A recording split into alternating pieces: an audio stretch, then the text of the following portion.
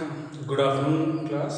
मैं गौरव सोनकर, सहायक अध्यापक सामाजिक विज्ञान, राजकीय अभिनव विद्यालय जखनी राजीराय वाराणसी आपका ऑनलाइन कक्षा में स्वागत करता हूँ। जैसा कि हम सामाजिक विज्ञान में भूगोल में पहले अध्याय का अध्ययन कर रहे हैं। पहला अध्याय क्या है हमारा? संसाधन एवं विकास। पिछली कक्षा में हमने भू संसाधन, भू उपयोग और भूमि निम्नीकरण को समझा था। आज की कक्षा में हम लोग मृदा संसाधन, फिर मृदा निर्माण प्रक्रिया को प्रभावित करने वाले कारक, मृदा परिच्छेदिका, भारत में मृदा वर्गीकरण और मृदा अपरदन व संरक्षण का अध्ययन करेंगे। इस कक्षा में ये उद्देश्य रहेगा कि आप मृदा संसाधन के संप्रत्यय को समझें, उसको बनने की जो प्रक्रिया है उसको आप समझेंगे, और मृदा परिच्छेदिका क्या होती है उसको समझेंगे, और भारत में विभिन्न प्रकार की कौन कौन सी मिट्टियाँ हमको मिलती हैं वो, और मृदा अपरदन क्या होता है और उसके संरक्षण के उपाय क्या है। तो आज की कक्षा आज प्रारंभ करते हैं। सबसे पहले मृदा संसाधन। मृदा एक महत्वपूर्ण नवीकरणीय प्राकृतिक संसाधन है, यानी ऐसा संसाधन जिसका हम बार बार उपयोग कर सकते हैं और एक प्राकृतिक संसाधन है। दूसरा, ये जीवित तंत्र, यानी कि जो मृदा है, मृदा पे पूरा का पूरा जीवन तंत्र आधारित है। ये सारे जीवों को पोषित करती है। फिर तीसरा, मृदा को क्या जो कुछ सेंटीमीटर गहरी मृदा बनने में लाखों वर्ष का समय लगता है। ऐसा नहीं है कि जल्दी जल्दी ये ऊपरी जो परत है जिसपे हम खेती वेती करते हैं उसकी बात हो रही है, जिससे पेड़ पौधे उगते हैं, तो कुछ सेंटीमीटर गहरी मृदा बनने में लाखों वर्ष का समय लगता है। इसलिए नवीकरणीय होते हुए भी इसका उपयोग हमको सावधानी पूर्वक करना है। फिर मृदा निर्माण प्रक्रिया को प्रभावित करने वाले कारक। पहला कारक उच्चावच, यानी कि जो मृदा पर्वतीय क्षेत्र की है कि मैदानी क्षेत्र की है, पठारी क्षेत्र की है, तटीय क्षेत्र की है, तो उच्चावच पहला कारक है। फिर जनक सेल, यानी कि किस सेल के आधार पर वो बना है, यानी किस चट्टान के आधार पर बना है। अब सारी चट्टान से बना हुआ मृदा है कि आपका आग्नेय चट्टान से बना हुआ है या रूपांतरित चट्टान से, तो यानी जनक सेल जो उसको आधार देता है। फिर है जलवायु, और विभिन्न प्रकार की जलवायु, शुष्क जलवायु है कि नम जलवायु है, ठंडी है, गर्मी वाली जलवायु, तो वो जलवायु भी मृदा निर्माण की प्रक्रिया को प्रभावित करता है। फिर वनस्पति, वन वाले इलाके हैं कि शुष्क इलाके हैं जहाँ कटीली झाड़ियाँ और खजूर जैसे, तो वनस्पतियाँ भी प्रभावित करती हैं। जैव पदार्थ, जैसे पहले बताया कि जैव पदार्थ में बहुत सारे आपके जीवाणु हैं और छोटे कीड़े हैं और जो मिट्टियों और केचुआ है, तो ये सब मिट्टी को उपजाऊ बनाते हैं। तो ये मृदा निर्माण को प्रभावित करने वाले कारक हैं: उच्चावच, जनक से, जलवायु, वनस्पति, जैव पदार्थ।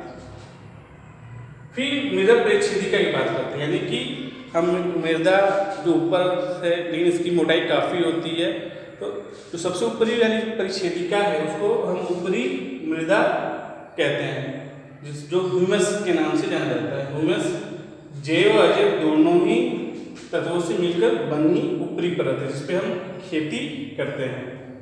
उसके बाद है उपमृदा अक्षयित चट्टानें। इसमें क्या है? बालू है, गाद है और मृत्तिका यानी क्ले। ये दूसरा संस्तर है। तीसरा संस्तर या तीसरी जो परिच्छेदिका है वो अधस्तरीय अपक्षयित आधारित चट्टानें हैं, यानी कि ऐसी चट्टानें जो अपक्षयित होती रहती हैं। फिर जनक से, जिस आधार पे मृदा बनती है, लेकिन ये इसका अपक्षय नहीं होता है, ये अपक्षय रहित रहता है। तो ये मोटा मोटा इस चार परिच्छेदिकाओं से मिलकर एक मृदा परिच्छेदिका बनती है। अब आगे भारत में मृदा वर्गीकरण। मृदा बनने की प्रक्रिया को निर्धारित करने वाले तत्व जिसकी हमने बात की, फिर रंग, गहराई, गठन, आयु, रासायनिक व भौतिक गुणों के आधार पर हम भारत की मृदाओं को 6 प्रमुख प्रकारों में बांटते हैं। वो 6 प्रकार क्या है? पहला है जलोढ़ मृदा, दूसरा काली मृदा, तीसरा लाल और पीली मृदा, चौथा लेटराइट मृदा, पांचवा मरुस्थलीय मृदा, छठा आपका पर्वतीय व वन्य मृदा। अब हम एक एक करके मृदाओं की विशेषताओं को जानेंगे। तो पहली है जलोढ़ मृदा।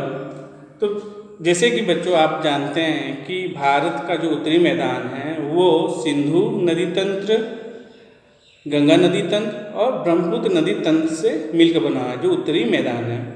तो हमें जलोढ़ मृदा इसी क्षेत्र में ज़्यादा मिलती है। यहाँ नदी के कार्यों की वजह से यहाँ की जो मिट्टी है वो जलोढ़ मिट्टी कहलाती है, जो नदियों द्वारा यानी कि जो गंगा नदी, ब्रह्मपुत्र नदी और सिंधु नदी द्वारा लाए गए निक्षेपों से बनी हुई हैं। और ये हिमालय क्षेत्र से ये नदियाँ आती हैं, तो वहीं से अपना ये गाद और चट्टानों के कण लेकर आती है और मैदान पे निक्षेपित करती रहती है। इसके आगे हम अगर देखें तो यानी कि हम मोटे तौर पे बात करें तो पंजाब वाला जो हिस्सा है, हरियाणा, आपका उत्तर प्रदेश, आपका बिहार, आपका पश्चिम बंगाल और असम वाला क्षेत्र मोटे तौर पे आपका जलोढ़ मृदा का क्षेत्र है। उसके बाद हम देखेंगे तो ये मृदा हमको राजस्थान और गुजरात में भी मिलती हैं। फिर इसको हम देखें पूर्वी तटीय इलाका है, वहाँ भी आपको जलोढ़ मृदा मिलती है, खासकर महानदी, गोदावरी, कृष्णा और कावेरी नदियों की डेल्टाओं के कारण। तो ये क्षेत्र हो गया। आप अपनी कॉपी में जब मृदाओं के बारे में लिखेंगे तो आप क्षेत्र पहले लिखेंगे कि इस क्षेत्र में ये पाई जाती है।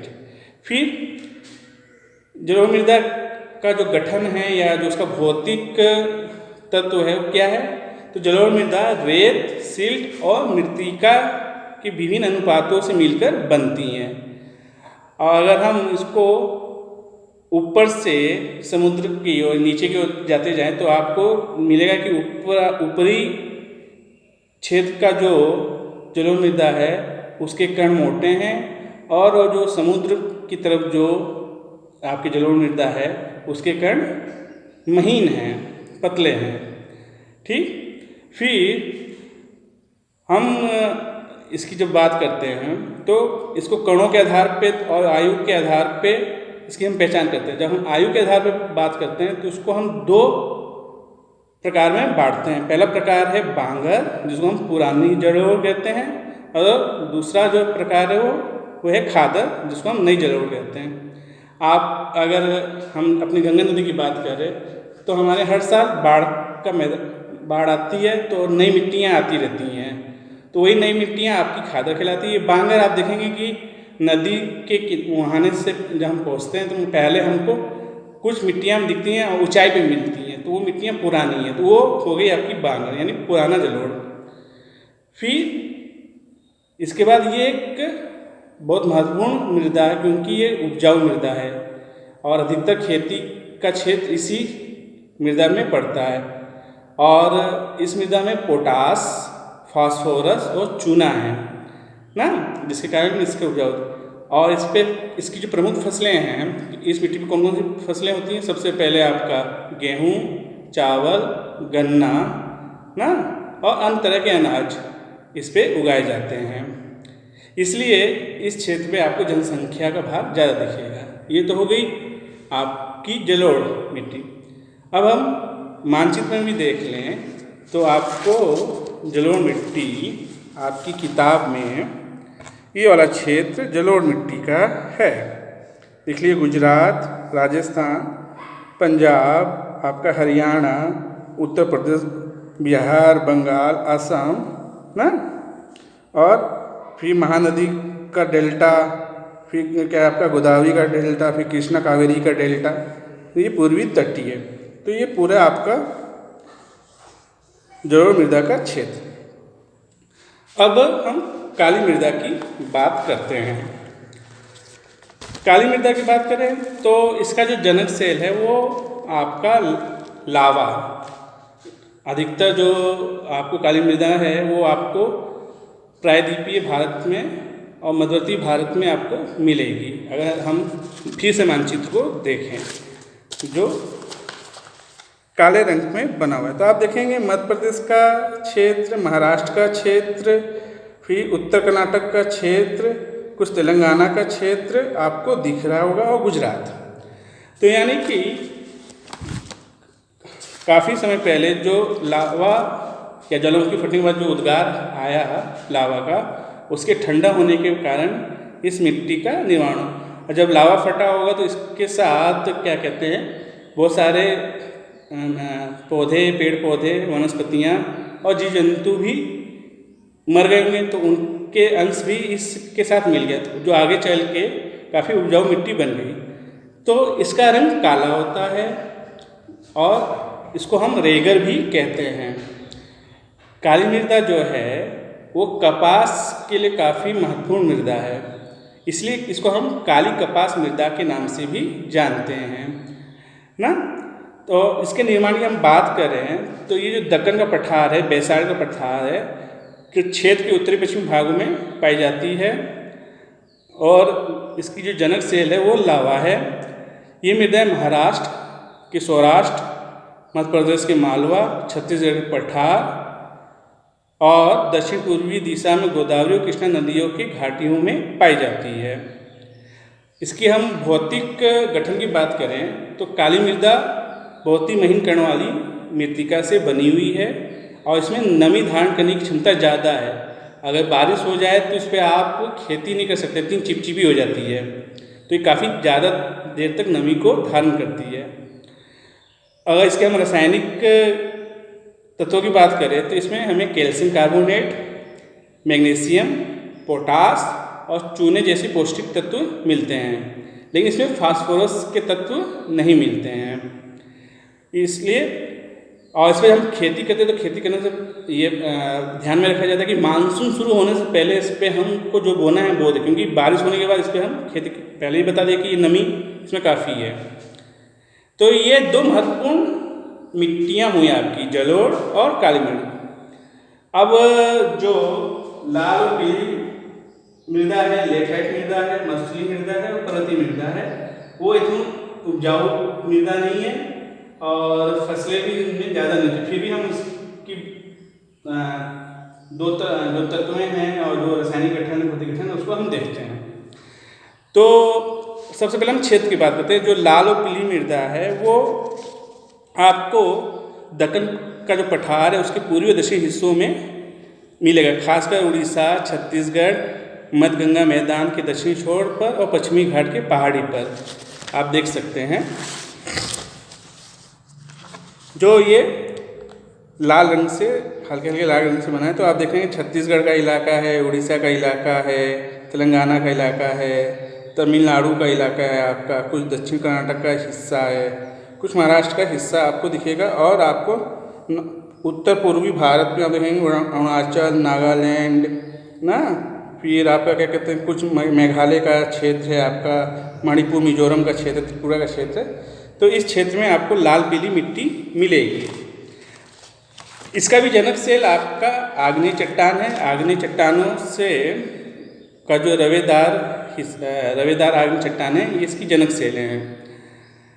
और इसका जो लाल रंग है इसके आग्नेय रवेदार चट्टानों के रूपांतरण के कारण इसमें लौह धातु की मात्रा ज़्यादा हो गई, इसलिए इसमें ये हमको लाल रंग में दिख रहा है, यानी कि लोहे की मात्रा के वजह से इसमें इसका जो रंग है वो लाल रंग दिखता है। और इसका जो पीला रंग है वो अगर इस क्षेत्र में पानी ज़्यादा बरस जाए, जल योजन हो जाए, तो जल के कारण ये पीली दिखने लगती है। तो ये लाल मिट्टी ये उतनी उपजाऊ नहीं है और उस पर उतना अच्छी फसलें नहीं होती हैं, फिर भी ये मूंगफली के लिए अच्छा माना जाता है, मूंगफली जैसे फसलों के लिए। फिर ये लेटराइट मृदा। अगर हम लेटराइट मृदा की बात कर रहे हैं तो इसका अर्थ है ईंट ना, क्योंकि ये जो है अत्यधिक उच्च तापमान में ये इस मृदा का निर्माण होता है और ये ईंटे की तरह ठोस होता है, इसलिए इसको हम लेटराइट मृदा कहते हैं। और जो लेटराइट मृदा है वो उच्च तापमान और अत्यधिक वर्षा वाले क्षेत्रों में विकसित होता है, लेकिन भारी वर्षा के कारण इसमें निक्षालन हो जाता है, यानी कि लीचिंग हो जाती है, इसका जो परत है वो अपर्दित हो जाता है। तो जिसके कारण इसकी जो ह्यूमस की मात्रा होती है, यानी जो जिस पर हम खेती करते हैं ऊपर वाले लेयर जिसमें जैविक अंश हैं, जो जीवों के अंश हैं, वो हमको नहीं मिलेंगे, यानी ह्यूमस की मात्रा बहुत कम पाई जाती है। और हाँ, लेकिन अगर हम लेटराइट मृदा में उर्वरकों का उपयोग करें तो इसको हम खेती योग्य बना सकते हैं। और इस क्षेत्र की बात करें तो ये कर्नाटक में, केरल में, तमिलनाडु में और मध्य प्रदेश और उड़ीसा और असम के पहाड़ी क्षेत्रों में पाई जाती है। तो आप देख लें लेटराइट मृदा जो छोटे छोटे पॉकेट में आपको दिखेगी। ये देखिए असम की हम बात करें, ये लेटराइट मृदा, फिर पश्चिम बंगाल उड़ीसा में ये देखिए लेटराइट मृदा, फिर आपको देखिए पश्चिमी घाट में लेटराइट मृदा दिखेगी, फिर आपको गुजरात मध्य प्रदेश के बॉर्डर वाला जो सीमांत इलाका है वहाँ आपको लेटराइट मृदा मिलेगी। तो ये छोटे छोटे पोर्शन में है। उसके बाद मरुस्थलीय मृदा, तो ये हमें पश्चिमी राजस्थान में मिलती है, जहाँ वनस्पतियों की कमी की वजह से ये उतनी उपजाऊ नहीं है वनस्पति और पानी की वजह से। तो मरुस्थलीय मृदा जो मृदा है उसका जो रंग है वो लाल और भूरा होता है और ये मृदा आमतौर पर रेतीली और लवणीय होती हैं, नमक की मात्रा काफ़ी अधिक होती है ना, इसलिए आप देखेंगे कि एक सांबर झील है राजस्थान में, तो वो उस झील में से हम नमक बनाते हैं। तो लवणीय होने के कारण वहाँ हमको इसकी एक खास विशेषता है कि लवणीय है। तो शुष्क जलवायु और उच्च तापमान के कारण जलवाष्पन का दर अधिक होने के कारण इस मृदा की जो ह्यूमस होती है उसमें जो नमी की मात्रा होती है बहुत कम होती है। यदि हम इसको सिंचाई के द्वारा इस मृदा का उपयोग करें तो खेती के लिए काफ़ी अच्छा है। और इंदिरा गांधी कैनाल सिस्टम जो कि भांग नागल डैम से निकलते हुए हरियाणा से होते हुए राजस्थान के पश्चिमी इलाकों में जाती है, तो इस इलाकों में अब अच्छी खेती होने लगी सिंचाई की वजह से, नमी की वजह से ना। और इसकी खास है इसमें कैल्शियम, इस मृदा के नीचे कैल्शियम की मात्रा ज़्यादा परत है। तो अगर हम इसको सिंचाई के द्वारा सिंचित करें तो ये हमारे लिए खेती के लिए उपयोगी होगा। फिर वन मृदा, आप वन मृदा की बात करें, ये मृदा आमतौर पर पर्वतीय और पहाड़ी इलाकों में पाई जाती है जहाँ वर्षावन उपलब्ध हैं ना। वर्षावन, तो वर्षावन वाले जो इलाके हैं पर्वतीय क्षेत्र के, वहाँ आपको ये मृदा मिलेगी। और जहाँ ये नदी घाटियों से पर्वतीय क्षेत्र जहाँ आपस में मिलते हैं तो वहाँ आप देखेंगे वहाँ मृदाएँ डोमट और सिल्टदार मिलती हैं। लेकिन इसकी एक बात है कि इस हिमालय की हम बात करें तो बारिश के वजह से या हिम के वजह से इन मृदाओं का बहुत अपरदन होता है और जिसके कारण ये एसिडिक अर्धशैलिक और ह्यूमस रहित हो जाती है ना। और ये आपको जलोढ़ पंखों के रूप में और ये नदी घाटियों के नीचे क्षेत्र पे विशेषकर जो मैदानी हैं उसकी ऊपरी भाग में आपको दिखेगा। तराई वाला जो इलाका है, जो चो वाला इलाका है, वहाँ आपको मिलेगा। तो ये मोटे मोटे तौर से मृदा का वर्गीकरण हुआ, उसकी विशेषता हुई। तो आप अपनी कॉपी में जब नोट्स तैयार करेंगे तो उसमें क्षेत्र के बारे में लिख देंगे, फिर उसकी विशेषताओं के बारे में लिख देंगे कि उसके भौतिक गुणों के बारे में लिखेंगे, उसके रासायनिक गुणों के बारे में लिखेंगे और प्रमुख फसलों के बारे में लिखेंगे। अब आगे चलते हैं मृदा अपरदन और संरक्षण। मृदा अपरदन और संरक्षण, तो मृदा अपरदन क्या है? मृदा अपरदन मृदा के कटाव और उसकी बहाव की प्रक्रिया को मृदा अपरदन कहते हैं। यानी कि जो मृदा का कटाव है और उसका जो बहाव की प्रक्रिया है, यानी उसका जो ऊपरी वाली जो परत है कट के बह जाती है, उसको हम मृदा अपरदन कहते हैं। यानी मृदा के कटाव और उसके बहाव की प्रक्रिया को मृदा अपरदन कहा जाता है। और एक और बात, मृदा अपरदन और मृदा बनने की प्रक्रिया साथ साथ चलती है। तो मृदा अपरदन के क्या क्या रूप हो सकते हैं? तो मृदा अपरदन का पहला रूप है उत्खात भूमि, चादर अपरदन, पवन अपरदन और गलत ढंग से जुताई करने पर उसका अपरदन। हम पहली बात करेंगे उत्खात भूमि। उत्खात भूमि क्या है ना, तो और रूप को बोलने से पहले तो ये जो मृदा अपरदन है ये प्राकृतिक घटनाओं से और मानवीय क्रियाओं यानी प्राकृतिक क्रिया और मानवीय क्रियाओं के मिलन से होती रहती है। बाढ़, भूस्खलन प्राकृतिक क्रियाएं होंगे और जो मनुष्य की गतिविधियों के कारण जो अपरदन हुआ वो आपका मनुष्य की क्रियाकलाप हो गई। तो अब बात करते हैं उत्खात भूमि। तो उत्खात भूमि क्या है? बहता जल मृत्तिका युक्त मृदाओं को काटते हुए गहरी वाहिका बनाता है। तो यानी कि जो जल है, जो बह रहा है, जो बहता जल वो क्या कर रहा है? अपने साथ खूब मिट्टी को काट रहा है और मिट्टी जैसे कीचड़ बहता है ना, तो कीचड़ बहता हुआ चलता है और जब कीचड़ बहता हुआ चलता है तो साथ साथ में वो अवनालिका यानी कि नालियों का निर्माण करता हुआ चलता है। तो बहता जल मृत्तिका युक्त मृदाओं को काटते हुए गहरी वाहिका बनाता है जिसे अवनालिका कहते हैं। ऐसी भूमि जोतने योग्य नहीं रहती और इसे उत्खात भूमि कहते हैं। और उत्खात भूमि आपको चंबल का जो क्षेत्र है आपको वहाँ दिख जाएगा, झांसी वाला इलाका है, झांसी और ग्वालियर वाला क्षेत्र है, वहाँ आपको ये दिख जाएगा उत्खात। वहाँ आपको अगर आप जाएं कभी भविष्य में तो आप देख लेंगे ऊंची नीची पहाड़ियाँ हैं और खूब नाले जैसे आपको खूब सारे नाले दिखेंगे इस क्षेत्र में, तो इसको कहते हैं उत्खात भूमि। फिर चादर अपरदन। चादर अपरदन क्या है? कई बार जल विस्तृत क्षेत्र को ढके हुए ढाल के साथ नीचे की ओर बहता है। ऐसी स्थिति में इस क्षेत्र की ऊपरी मृदा घुल कर जल के साथ बह जाती है, इसे चादर अपरदन कहा जाता है। यानी कि मंद ढाल है, ढाल उतनी तीव्र नहीं है और पानी कहीं से आया और वो धीमे धीमे पानी मंद ढाल से ढाल की ओर बहता हुआ जा रहा है। जब वो मंद ढाल के साथ पानी का बहाव है तो धीरे धीरे क्या है, तो जहाँ से बह कर आ रहा है और जहाँ आगे जा रहा है तो पीछा वाला जो इलाका है वहाँ की मिट्टी को वो काटते हुए आगे बढ़ता जा रहा है, तो इसी को हम चादर अपरदन कहते हैं। फिर से सुन लीजिए। कई बार जल विस्तृत क्षेत्र को ढके हुए ढाल के साथ नीचे की ओर बहता है। ऐसी स्थिति में इस क्षेत्र की ऊपरी मृदा घुल कर जल के साथ बह जाती है, इसे चादर अपरदन कहते हैं। ठीक। अब पवन अपरदन। पवन अपरदन की क्रियाएं वहाँ होती जहाँ वनस्पतियाँ नहीं मिलती यानी मरुस्थलीय इलाकों में। तो पवन द्वारा मैदान अथवा ढालू क्षेत्र से मृदा को उड़ा ले जाने की प्रक्रिया को पवन अपरदन कहा जाता है। फिर ये तो हो गया आपका प्राकृतिक कारणों से अपरदन। अब मनुष्य का क्या है? तो गलत ढंग से जुताई। कृषि के गलत तरीकों से भी मृदा अपरदन होता है।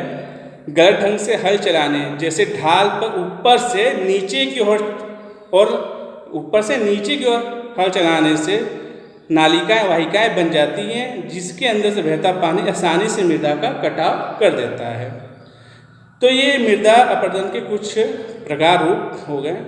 अब इसके संरक्षण की बात करें तो संरक्षण के लिए हमें समोच्च जुताई करना चाहिए, हमें स्ट्रिप फार्मिंग या पट्टी कृषि करनी चाहिए और रक्षक मेखला लगाना चाहिए। और समोच्च जुताई क्या है? तो ढाल वाली भूमि पर समोच्च रेखाओं के समांतर यानी जो समान ऊंचाई वाली जो इलाके हैं उसको हमको मिलाकर हल से जुताई करनी चाहिए। यानी ढाल वाली भूमि का पर समोच्च रेखाओं के समांतर हल चलाने से ढाल के साथ जल बहाव की गति घटती है, इसे समोच्च जुताई कहा जाता है। और पट्टी कृषि क्या है? तो फसलों के बीच में घास की पट्टियाँ उगाई जाती हैं, यानी जो दो फसलों के बीच में हम कुछ जमीन का पोर्शन छोड़ देते हैं उसमें हम घास लगा देते हैं। आप देखेंगे बरसात के मौसम में तो जहाँ घास लगी होती है वहाँ आप फिसलेंगे नहीं, वहाँ आप आराम से चल जाएंगे। और जब वो मिट्टी जो बिना घास की उस पर चलेगा तो फिसल जाते हैं। तो यानी कि मिट्टी जो आपका घास है वो मिट्टी को पकड़ता है। तो दो फसलों के बीच में घास की पट्टियाँ लगाई जाती हैं और ये पवनों द्वारा जनित बल को कमज़ोर करती है। इस तरीके की पट्टी कृषि कहते हैं, पट्टी कृषि कहते हैं या स्ट्रिप फार्मिंग कहते हैं। रक्षक मेखला तो जानते हैं, जहाँ आपको जो रेतीला इलाका है तो हमको ज़मीन को मरुस्थलीय नहीं होने देना है और रेतीला नहीं बनाना है, तो हम उसके सीमा पे पेड़ लगा देते हैं तो जिससे कि पवन अपना कार्य ना कर पाए। तो ये संरक्षण के उपाय हैं। और मुझे पूरा विश्वास है कि आप भूगोल का अपना पहला लेसन अच्छे से समझ गए होंगे और उसको आपने आत्मसात कर लिया होगा।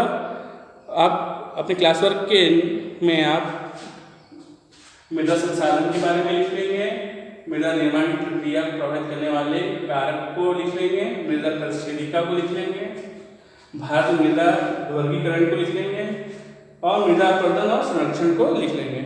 मुझे पूर्ण विश्वास है कि आज की क्लास भी आपको पिछले क्लास की तरह समझ में आ गई होगी और आप गृह कार्य में जो प्रश्न अभ्यास हैं उसको कर लेंगे। धन्यवाद।